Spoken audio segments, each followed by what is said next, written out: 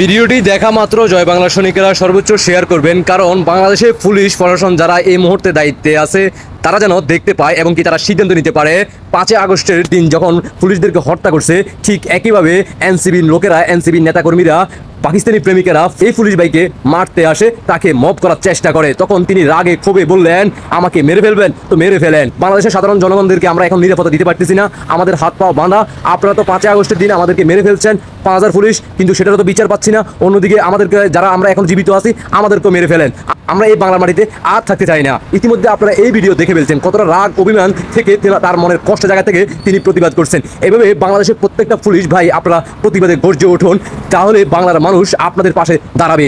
দেখতে থাকুন।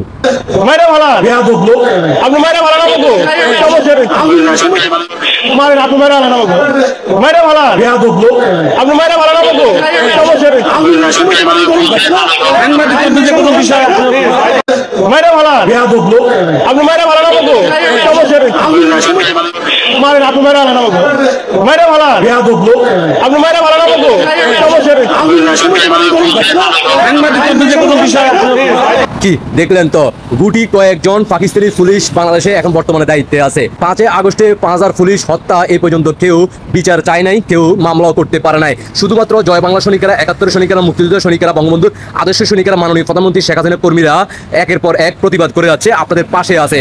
5000 পুলিশ হত্যার বিচারের জন্য আমরা মামলাও করতে প্রস্তুত, এবং কি মাননীয় প্রধানমন্ত্রী শেখ হাসিনা দেশে ফিরে আসলে আপনাদের এই 5000 হত্যার পুলিশ হত্যার বিচার হবে। জয় বাংলা সৈনিক ভাই বন্ধু দৃষ্টি আকর্ষণ করে বলবো, সর্বোচ্চ শেয়ার করবেন।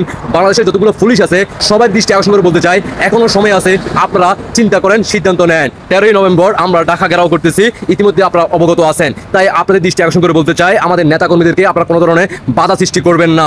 ইতিমধ্যে আপনারা বিভিন্ন নিউজ চ্যানেলে জানা গেছে, আপনারা ইতিমধ্যে শুনে গেছেন, আপনারা যখন 13ই নভেম্বর ঢাকাতে যে সকল পুলিশ সদস্যরা সেনাবাহিনী থেকে শুরু করে র্যাব, বিজিবি যারা অবস্থান করবেন, আপনাদের দৃষ্টি আকর্ষণ করে বলতে চাই, ইতিমধ্যে আপনারা জেনে গেছেন পাকিস্তানি পন্থী এনসিবি বনাম সমন্বয়কেরা প্রায় 10,000 প্লাস অলরেডি পুলিশের পোশাক পরিধান করে আপনাদের সাথে অবস্থান নেবে। তাই আপনাদের দৃষ্টি আকর্ষণ করে বলতে চাই, আপনাদের পাশে যে পুলিশ সদস্যরা থাকবে তাকে ভালো করে দেখবেন, তিনি আজও কি পুলিশের লোক কিনা, তিনি কি পূর্বে দায়িত্ব ছিল কিনা, তিনি কি আজও কি বাংলাদেশের লোক কিনা, আপনারা দেখবেন। না হয় কিন্তু আপনারা ইতিমধ্যে জানেন যে পুলিশ সদস্যদেরকে গুলি করে হত্যা করবে।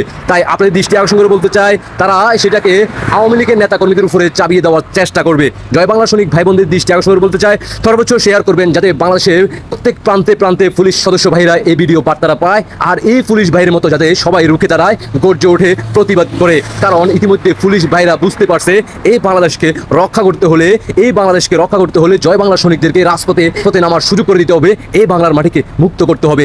আশা করি বুঝতে পারছেন। দেশবাসীকে দেখার সুযোগ করে দিবেন, আপনাদের ব্যক্তিগত মতামত অবশ্যই কমেন্টে জানিয়ে দেবেন। আল্লাহ হাফেজ।